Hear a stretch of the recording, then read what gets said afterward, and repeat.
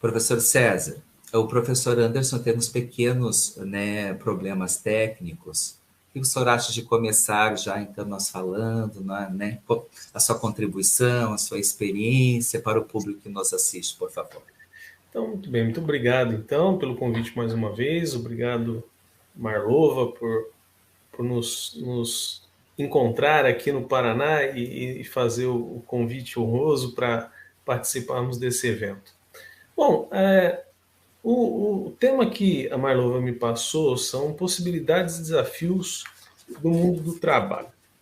É importante a gente contextualizar que o mundo do trabalho está mudando. Nós estamos passando por mudanças e mudanças que estão constantemente sendo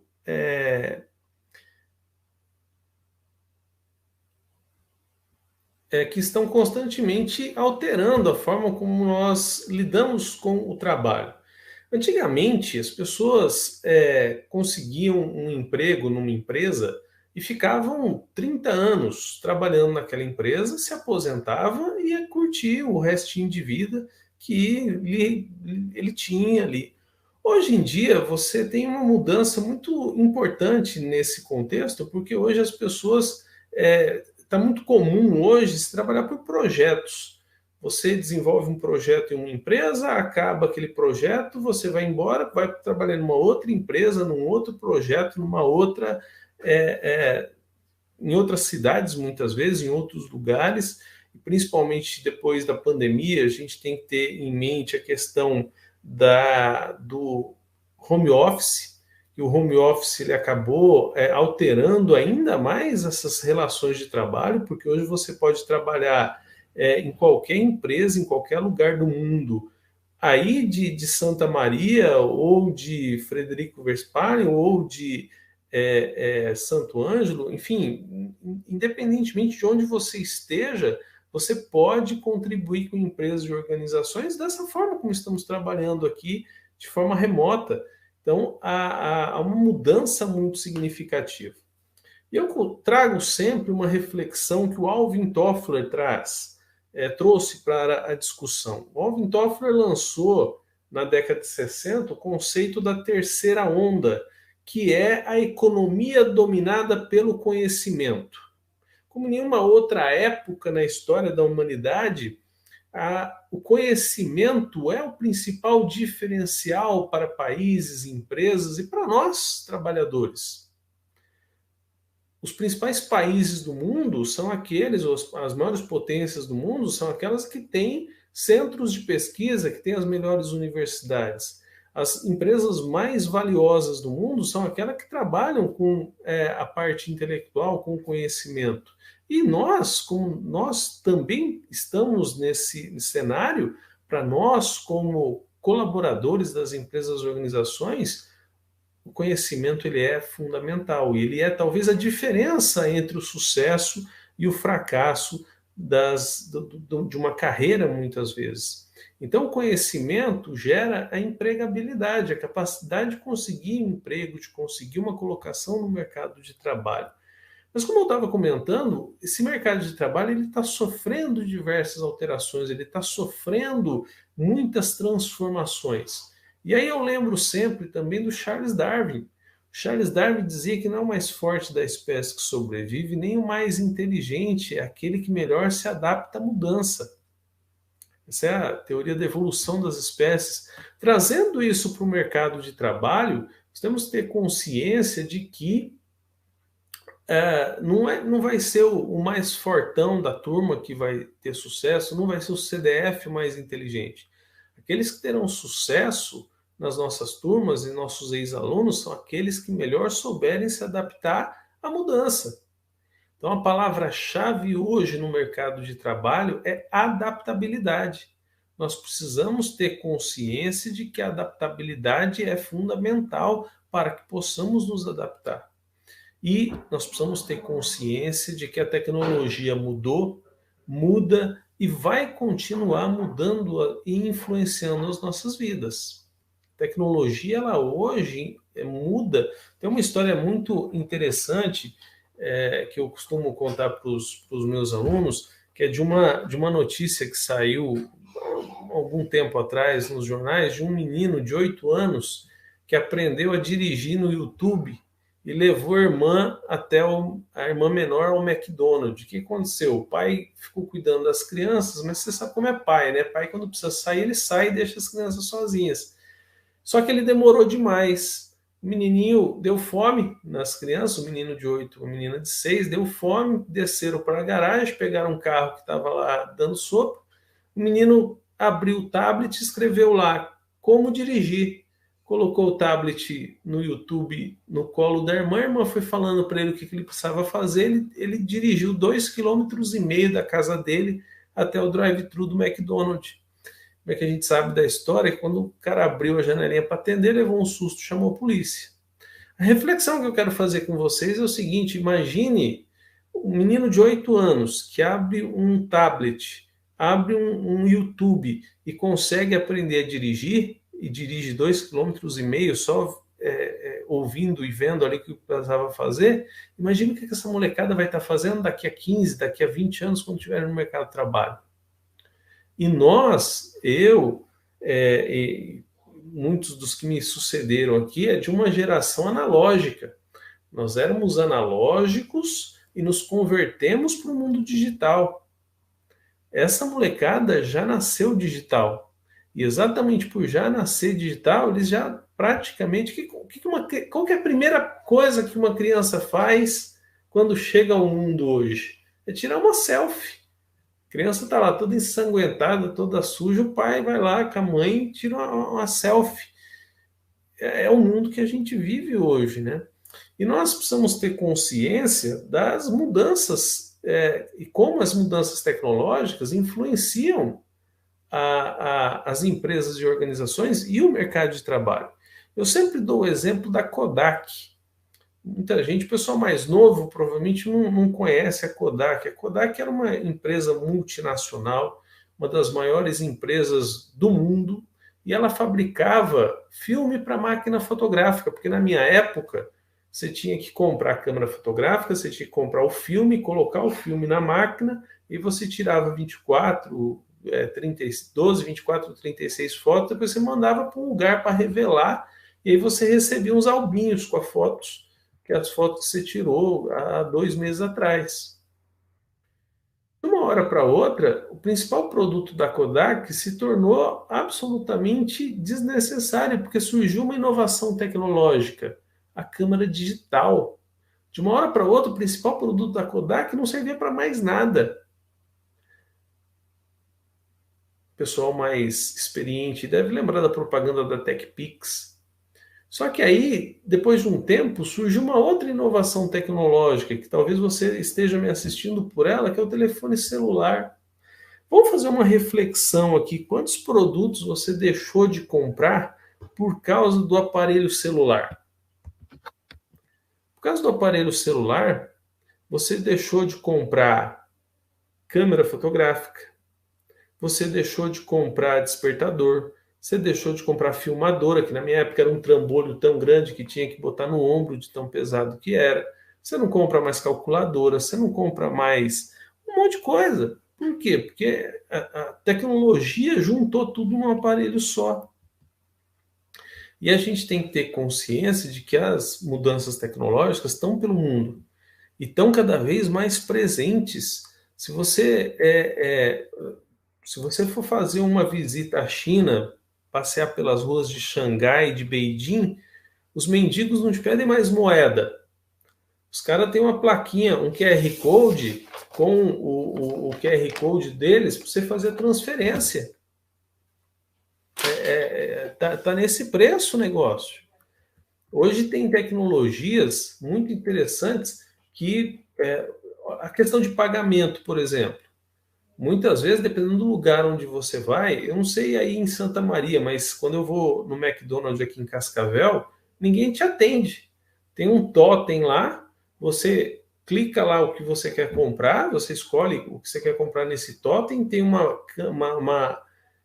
maquininha de cartão embaixo, você faz o pagamento você mesmo, você só vê alguém na hora de pegar realmente o seu lanche.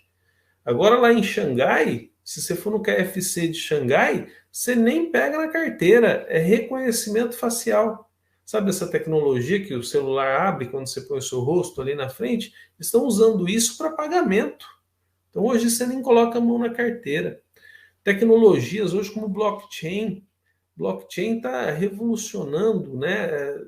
Através de código de barra, você vai no supermercado, você consegue descobrir quanto tempo a carne, por exemplo, está ali, a bandeja de ovo está ali, e você sabe, no caso da carne, onde o boi pastou, quando o boi morreu, no caso da galinha, onde aquele ovo foi colocado, quanto tempo o ovo está ali na gôndola do supermercado. Minha mulher, toda vez que vai fazer compra, ela para na frente dos ovos e fica lá olhando, vendo se será que está aqui faz tempo, tal. Então, perceba como a tecnologia vai mudando a nossa vida. Sem falar, por exemplo, em tecnologias que eu tenho certeza que todos vocês já ouviram falar, o carro autônomo. A Tesla já está vendendo há alguns anos carros autônomos, que não precisa de motorista. E olha como isso vai mudar o mercado de trabalho. Olha quantas pessoas vão ter que procurar outra coisa para fazer. Motorista de táxi, motorista de ambulância, motorista de Uber, motorista de caminhão. Caminhão, já tem protótipos de caminhões autônomos. As coisas estão mudando e nós precisamos nos adaptar a essas mudanças. Até o motoboy está com dias contados. As coisas agora são entregues por drones. E eu não estou falando de futuro, não. Estou falando de passado já. Os testes com drones para entrega de comida são de 2020. Nós já estamos em 2022. Já há protótipos de Uber voadores, carros voadores. Acabou a televisão mostrou, as reportagens mostraram recentemente carros voadores que já estão funcionando, já estão voando por aí. Só que aí, senhoras e senhores, a gente precisa lembrar do Joseph Schumpeter. Joseph Schumpeter foi um grande economista e ele cunhou o conceito da destruição criativa. O que ele quer dizer com isso? Que a tecnologia destrói empregos, e isso acontece desde 1860, quando acabou a Revolução Industrial, não é nada novo. Só que, segundo Schumpeter, a tecnologia destrói empregos, mas cria outros que pagam melhor. Se o motoboy vai perder o emprego, vai surgir uma nova profissão que é operador de drone. E quem você acha que vai ganhar melhor? Ou para quem vão pagar melhor? Para o motoboy ou para o operador de drone? De novo, nós precisamos nos adaptar às novas realidades. Nós precisamos estar preparados para enfrentar essas novas realidades. E aí eu lembro uma definição muito importante, e aí a criatividade ela é muito importante nesse sentido. O que é criatividade? Criatividade consiste em ver o que todo mundo vê e pensar o que ninguém pensou. Para você descobrir novas oportunidades, novos negócios, novas possibilidades de trabalho, muitas vezes, para que você possa ter condições de ter um bom emprego e um bom trabalho. E uma coisa importante, já que estamos no encontro de egressos, tem alguns pontos que são importantes. Comportamento e atitude. As pesquisas mostram que 87% das demissões acontecem pelo comportamento e atitude das pessoas e não por falta de conhecimento técnico. Não estou dizendo aqui que conhecimento técnico não é importante, é claro que é fundamental, mas muitas vezes as pessoas são mandadas embora pelo comportamento que elas têm ou pela falta de atitude que elas têm no trabalho. Sabe, aquele tipo de profissional que fica esperando receber ordens, fica esperando alguém mandar fazer alguma coisa, senão fica ali parado? É disso que eu estou falando. E hoje nós precisamos de profissionais que vistam a camisa das empresas, que façam mais do que se espera delas. Eu fiz uma pesquisa de pós-doutorado onde eu entrevistei lideranças aqui da nossa cidade. A maior reclamação que eu ouvi desses empresários é a falta de comprometimento dos jovens. O pessoal não quer nada com nada, o pessoal tá. Então, eu costumo dizer para os meus alunos que isso tem um lado ruim e um lado bom. O lado ruim é que o jovem, se você é jovem, você já vai chegar no mercado de trabalho muitas vezes com certo preconceito.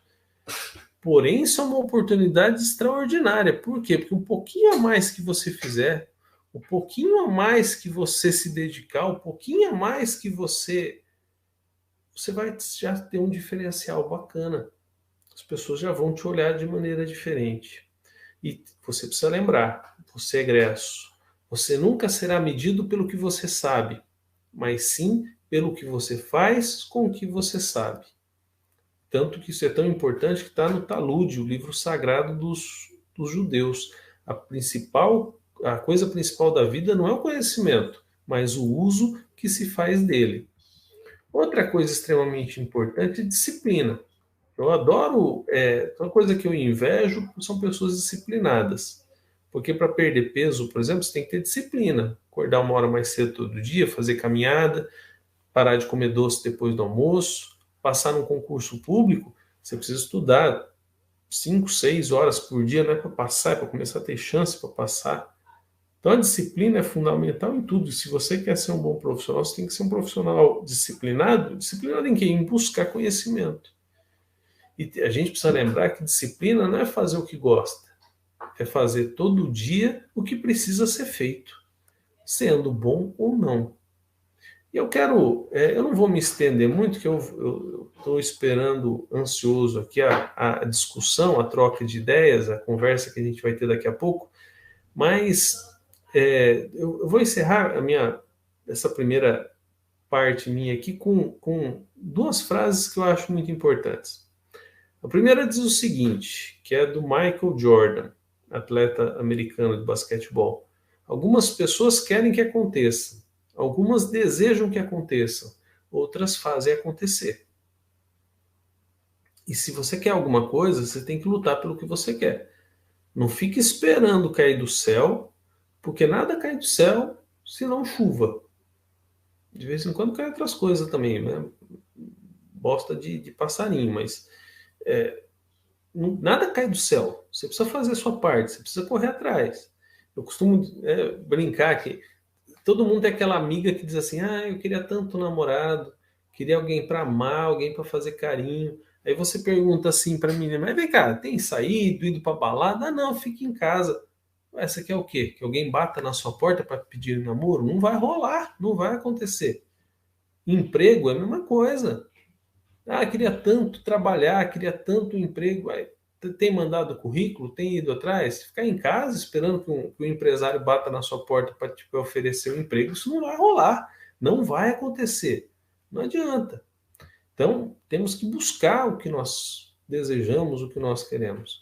E aí eu vou encerrar essa primeira participação minha com uma segunda frase que eu acho fantástica, que é do Ricardo Amorim, economista, que ele diz o seguinte: ou criamos o futuro que queremos, ou seremos reféns do futuro criado pela nossa omissão.